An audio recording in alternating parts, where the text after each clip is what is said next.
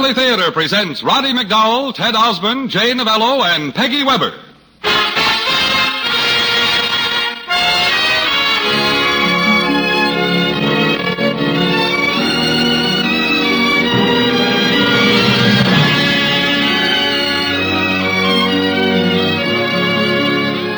From Hollywood, the Mutual Network, in cooperation with Family Theater Incorporated, brings you Ted Osborne in An Incident in the Life of Don Quixote, with Jay Novello and Peggy Weber.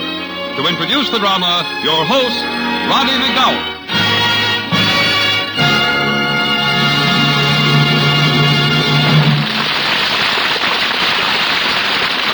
Thank you, Gene Baker.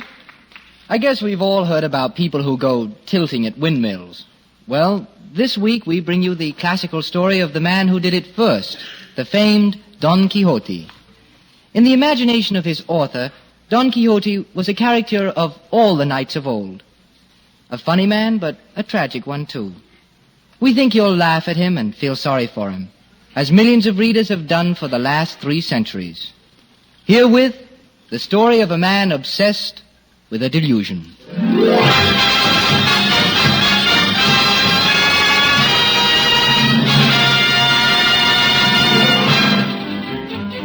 His name was Alonso Quijano, known by those who knew him best as Alonso Quijano the Good. He had been born into a family important to 16th century Spain, had lived the usual busy life of a man of the world, and finally had retired to the mansion on one of his estates in La Mancha. There he lived the life of a gentleman farmer, his family consisting of a niece, Antonio Quijano, and his household staff made up of a husband and wife from Italy, Sancho and Teresa Panza. As our story begins, we find Teresa busily at work in the kitchen scrubbing some pots, the remnants of the evening meal.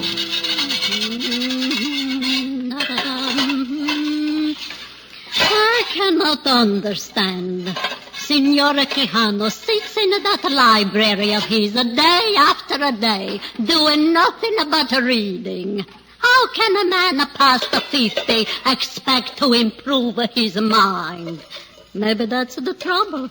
When a man gets past 50, he might do anything. Just wait till that Sancho steps foot into this kitchen. Who's there? It's me, your fine husband, Sancho. Open the door for me. I've been waiting for you, you lazy good-for-nothing. Wait. Sancho, what do you got in that box? Come on, get your big self out of the way, Teresa. How can I get in with these books with you standing there? Books, is it? So you get a Senor Quijano, Yes, more books? yes, I get him more books. What do you want me to do when he tell me to get him? Tell him my wife thinks he loses his mind? He talks to nobody. He don't eat his meals I put through the door. He just turn the page. Let me see those books. What's he read about, huh? What's he read about? Here, this one. It's all about the knights of old. Knights? Yes. Senor Quijano's talking about the knights. He says that people today just sit around and do nothing about the sorry state of the world. He says that just one good knight will clean it all up just like that. And just like that, he's lost his mind. Oh, Sancho, the best thing about you is that your head is too empty ever to go like that. You gotta have brains. Sancho, where do you go? Sancho, you gotta come back and clean these pots and pots. I teach you.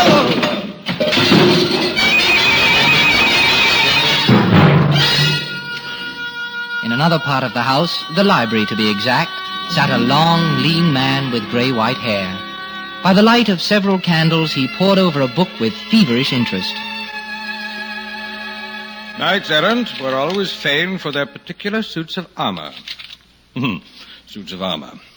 Oftentimes they adorned the breastplate with an intricate design which they and they alone could interpret. Usually it was symbolical and referred to their lady loves. Or it might refer in some vague manner to that person who had knighted them. But most important was the... I thought I said I was not to be disturbed, Teresa. I'm not Teresa, Uncle. I'm Antonio. Well, I'm busy, Antonio. Go away. I cannot see you. I only want you to know that I'm leaving. I've asked Sancho to conduct me to Signore Montillo's for the festival. Then why are you not on your way instead of babbling through a door and bothering me? Good night, Uncle. Good night, indeed. How can it be good with all the evil in the world? Well, it shan't be for long. If people will leave me alone long enough to finally extend it from top to bottom. Oh, yes. In its most fully developed stages, the suit consisted of 14 separate pieces, which must be properly placed about the body. 14. Now, let me see. 14 pieces. Only 13. Well, possibly my grandfather was not in the fully developed stage when he wore it. Well, it is unimportant. I have most of it. Now, as to putting it on.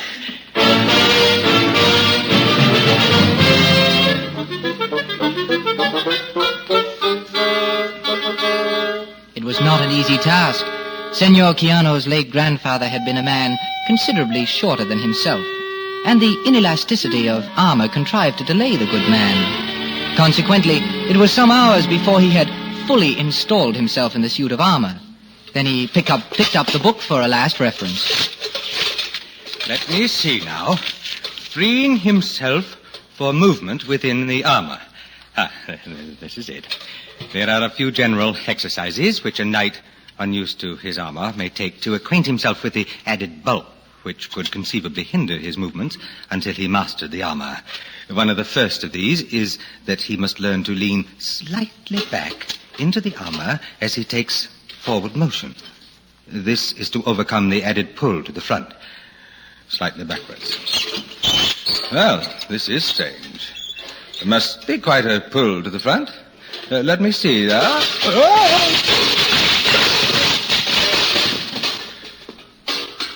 Well, not so much as I thought. This is a fine situation. I cannot even raise myself to a sitting position. The book. Yes. The trick for the knight is to learn just when to lean back. Unless he leans just as he moves his foot forward, there is a tendency for the weight of the armor to pull him over backwards. And as everyone knows, a fallen armored knight is at the mercy of anyone. My goodness! What is that? Oh, that's you. That's me, Signor Quijano. I hear a terrible noise in my sleep, and I come in here and find you lying on your back reading books. Oh, Signor, what has happened to you? Teresa, will you stop that caterwauling? I have merely fallen over in my suit of armor, and I cannot get up. Now that you're here, you may help me. Oh, yes, that's all right, Senor. Teresa is here. She's gonna have you on your feet in no time. Then we take this thing off of you and you go to bed, huh? Everything's gonna be all right. You just... No, you stupid idiot, not my feet. How do you expect me to stand with you holding my feet? Now, take my hand. I'm so sorry, Senor. It's just that Thank you, Madame Panza. Madame? I trust, Madame Panza, that you are aware that you have been witness to the first incident of the great knight, Don Quixote. Great knight, Don Quixote? Yes. I am that fearless conqueror of those that bode ill for those who bode good in the world. The great knight, Don Quixote. Oh, I knew it would come to no good. And me here alone with him, reading all of those books. My helmet, if you please. What? You will please to hand me my helmet. This? Yes. Now, if you will simply slip it over my head. Yes. Thank you, fair lady. You have rendered great service to a great knight. Now I will close this visor, and you can help me more. Oh, no! Oh, please come back out, Senor. Now, blessed lady, take this broadsword. Here, take it. Yes, sir. Now, hit me atop the head with it. we shall test the efficiency of my helmet. No, sir, that I refuse to do. You can act like a great knight, but I'm not gonna hit you on the head with a sword. Foolish woman, wait and I shall take this off. Now I shall show you the folly of disobeying a great knight. Hand me that sword. Oh, no, not that, senor. Don't kill me over such a little thing. Have you lost your mind? Now, where is that helmet? Oh, yes. You see, I shall place it on the floor, thusly, grasp the broadsword as any knight should, and swing it over my head in this manner. It cut the helmet in two. I would have killed you if I did what you told me. Oh. I thought it would surely withstand such a blow. Well, then, I shall have to repair the helmet. Don Quixote must not ride out in the morning without full armor. Signor Quijano, Signor, what happened? I hear Teresa screaming here. Oh, that's my Teresa lying there on the floor. What's the matter with her? Oh, my Teresa, I love you very much. Please, Hey, what's the matter with you? You going to masquerade? It is easy to see, Sancho, that whatever part of Italy you come from was never honored with the presence of a great knight. Well, the great knight? Yes. Well, then what's going on here? Were you afflicted with my wife, so you knuckled down? Come on, Sancho wants to know. Squire Sancho, do not lose your head. Your wife is the victim of her own ignorance. You know that I would not strike her. She was simply overcome. And I'm beginning to see why. Why do you call me Squire Sancho? Sancho, why did you run off and leave me in the dark? Oh, what's happened here? Uncle! That's all right, Senorita Quijano. That's your uncle. And he scared my wife, Teresa, so she decided to faint. And now he calls me names. He called me Squire. Uncle, what's the meaning of all this? What are you doing with that silly suit of armor on? I forgive you, fair maiden. Your eyes are blinded, and so I forgive you. What? You fail to see the true knight that stands before you because you have never before stood face to face with a knight. Because the years of ignorance have removed the presence from the world of such ones. But I, Don Quixote, shall remedy that situation as of the morrow, when I shall ride out at dawn on my horse, Rosinante, accompanied by my squire, Sancho Panza, and together we shall overcome the evil in the world. Squire Sancho, I shall expect to be called with the first twitterings of the birds. For now, good night.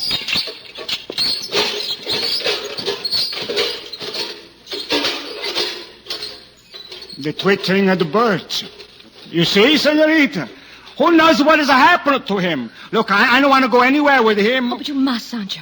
You know that once my uncle convinces himself of the situation, then that's the end of it. You must go with him in the morning and see that he comes to no harm.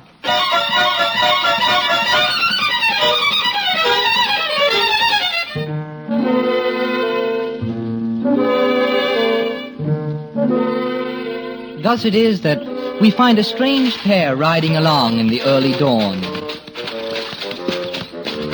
A tiny little burro struggles with the weight of a great fat man who is desperately fighting sleep.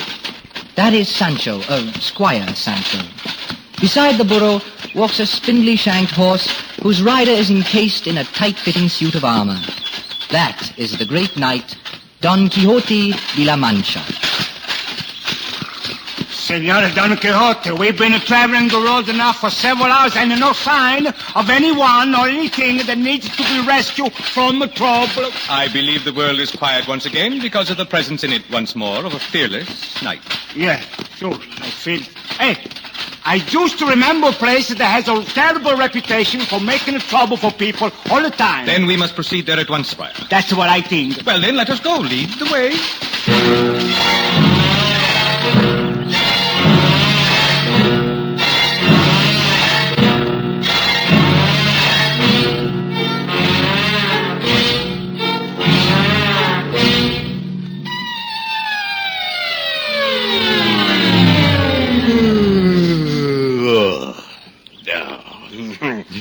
It's nice to sit here in the sun with nothing to do, even if we fail to make money for lack of travelers. That's all you've ever done since first we bought this inn. Yeah. Why do you not enjoy the peace and quiet like I do? Huh? Because it's always too peaceful and too quiet. Yeah, think about the fact that someone has departed from his senses long enough to want to marry Elena. I never thought I'd have a daughter so ugly. Well, even if she is getting married, it gives us no enjoyment because we're not even supposed to know about it. Yes, and you leave it that way. Just let them elope. Yeah, I spent a great deal of time ordering that boy away from here. And in general, making him think he isn't wanted as Elena's husband. Yeah. If he thought I wanted him to marry her, we'd never see him again. Little does he know that I have placed a ladder conveniently below her window. Jose, look at those two horsemen coming down the road. Yes. Strange-looking pair, to say the least. Yeah. They are something to see. One of them's riding a burro, much smaller than himself. And there, Sir Constable. We approach your castle as wayfarers in need of food and rest for a day of jousting in the world. He calls you Constable. Yes. What is more astounding is that he calls this battered inn of ours a castle. Wait. We shall see what they want. Now, stand as an eye. The lord of the castle waits my pleasure. Oh, Lord and Lady Constable. I am the esteemed knight, Don Quixote de la Mancha. I will accept your gratitude, my serving at arms for you and for all good people by allowing you to lodge myself, my trusty steed, my squire, and his beast. Lodgings are what we excel in, of course, for a consideration. Now I will retire before my dinner. I should expect to dine in the doorway of the castle facing the setting sun, as have done the best of knights in the past. I shall be in the great hall. Never have I seen the likes of him. And what of this squire of his? Does he too expect logic because he has stormed the world, defeating enemies of mine that I never even met? Hey, squire. Is he really Don Quixote? Well, if he still says he's the Don Quixote, then that's so he is. Is he really a knight? Well, if he tell you he's a knight, then he's a knight. Now, Stella, we cannot let them stay. I'm going to tell him. Why? It's been a long time since we've had travelers stop here. Have you forgotten, my good woman, that yon knight is allowing me to put him up? In other words, he has no intention of paying for services here. Oh, well, if that's all that bothers you, you can stop your worry.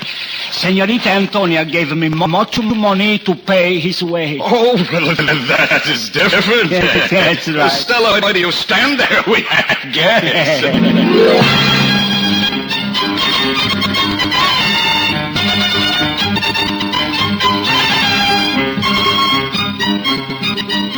After dinner, the old knight thanked his host profusely and retired to his bedroom. Don Quixote refused to remove his suit of armor, saying that no knight worthy of the title could do so when something might arise that would need his attention. Thus it is that we find him lying wide awake in the earliest hours of dawn. A few feet from him, Sancho is lost to the world and proclaims the comforts of sleep for all to hear. Poor Sancho. He does not know what he loses as he sleeps the hours away. If all men were to sleep, then the world would truly be overcome. But with mighty, powerful men like myself in the watch, The devil himself is cautious at venturing out. Sancho has represented this castle as one which is the scene for all sorts of deviltry. The evil one presented himself in the vicinity This night. But then he is crafty and knows that I do not sleep and am waiting for him. But all nights, When they are not in battle or preparing for battle, meditate on their lady loves. My Dulcinea. Quiet, Sancho. I think I've heard something. It is he. Old man evil thinks even a knight sleeps this time. Is he intent on murder, is he? I shall show him. Sancho. Come now, Sancho, wake up. We have work to do. No. Please. You are all right, Sancho. This castle is a place of evil. Come, we have work to do. But it's not even day yet. Where you go? Follow me, Sancho. I'm going out the window and up the ladder. Quietly now. We must surprise him.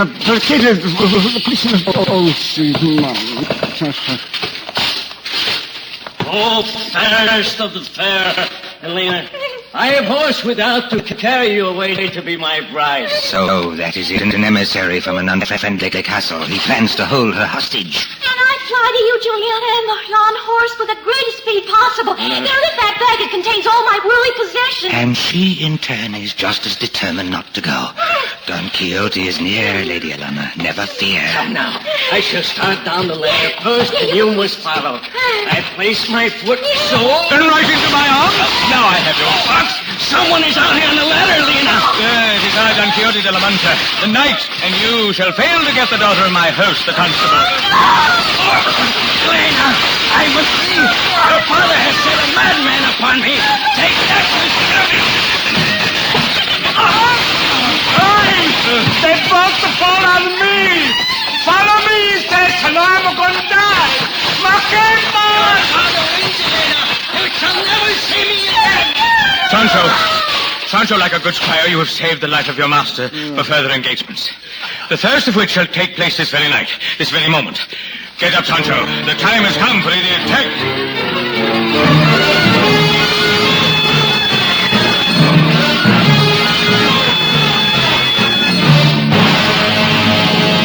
The disappointed lover raced before them through a field dotted with low windmills, prevalent in that part of the country. And, upon seeing the windmills, Don Quixote was thrilled with the lust for battle. Good horse, Rocinante. We are gaining on him. And you see what lies before us? The wily enemy has come with an army of giants to aid him, and it becomes our duty to slay them one by one. See how they wave their arms at us. Faster, our bravest of steeds, faster, faster. We will charge upon the nearest giant and begin our joyous duty. Nearer and nearer to the giant arms of the windmill rode the eager knight. He had drawn his spear-tipped lance and held it forward, braced onto his right arm, in imitations of the pictures that he had seen in many a book. Closer and closer. Until finally, horse, man, and windmill became as one.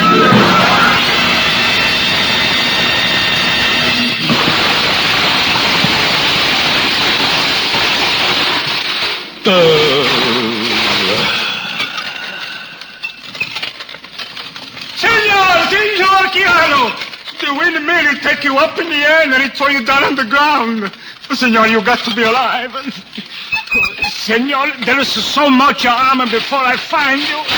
It's no good for a man to fall in armor that is too small for him. He might get caught in it too. Where is he?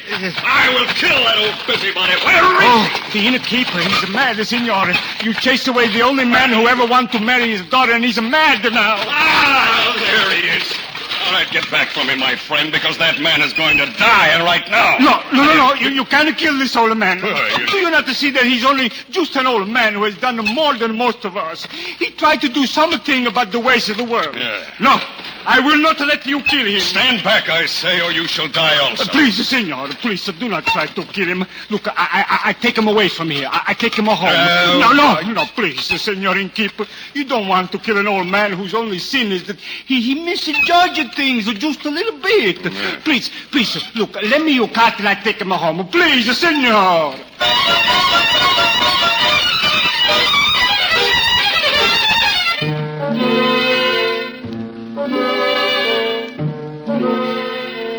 No one could quite understand the obvious happiness of the little fat man who drove the cart down the road from the inn back to La Mancha. Behind him, on the cart, a battered old man lay with his head resting on the prominent ribs of a sleeping horse. Over in the corner nearby lay a pile of metal. Finally, the old gentleman roused himself and sat up, blinking in the sunlight. I have been asleep, Sancho. What time of day is it? It's early afternoon, senor. You might as well rest some more. You need it. Yes, Sancho. For some reason, I do feel a bit tired. Rocinante looks exhausted lying here also. Oh, see? Well, both of you have been very busy. Sancho? See? Sancho, the constable of the castle. He was sorry to see me go? Sorry to say. Oh, yes, very sorry, senor. I trust he was grateful to me for having rescued his daughter? Well, he say he could not possibly repay you for what you have done. Then that is good, Sancho. It is no easy task to be the only knight in the world of sin. Oh, no, senor. That's pretty hard. You know, Sancho, it is going to be quite some time before you and I go out into the world again. Oh, that's good, senor. Why? Because I have much reading to do. More books, senor? Yes. You see, I must study the art of necromancy. Okay. Magic. Oh, because you see, that was how he overcame me. When he changed the giants into windmills. Oh, that, see, senor. That was where he beat you. I simply was not prepared for the windmill. But next time we go out, next time, it will be different.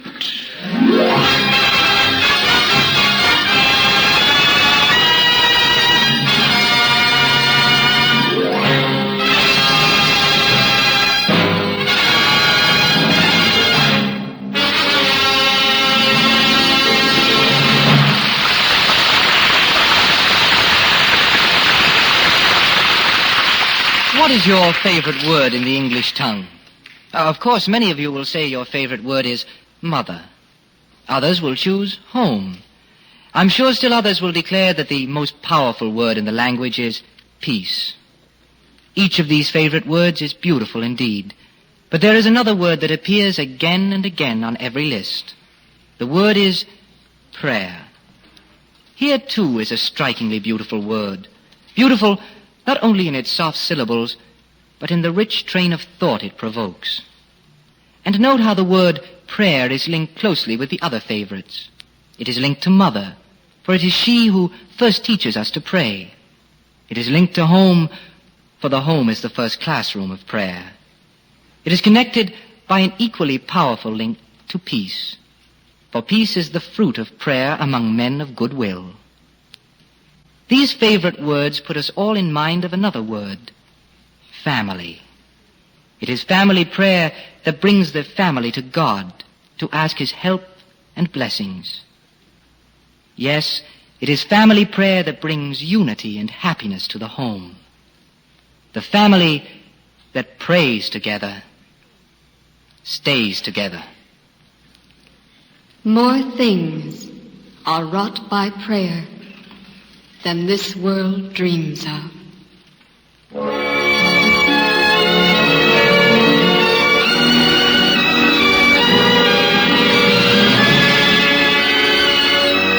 From Hollywood Family Theater has brought you Ted Osborne, Peggy Webber, and Jane Novello in an incident in the life of Cervantes' familiar character Don Quixote, with Roddy Mcdowall as your host.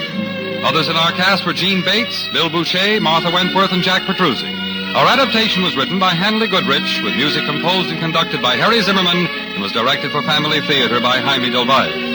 This series of Family Theater broadcasts is made possible by the thousands of you who have felt the need for this type of program, by the Mutual Network, which has responded to this need, and by the hundreds of stars of stage, screen, and radio who have so unselfishly given of their time and talent to appear on our Family Theater stage. To them and to you, our humble thanks. This is Gene Baker inviting you to join us next week when your Family Theater will present Otto Kruger and Jeff Chandler in Henry Van Dyke's The Other Wise Man. Join us, won't you? This is the world's largest network, the Mutual Broadcasting System.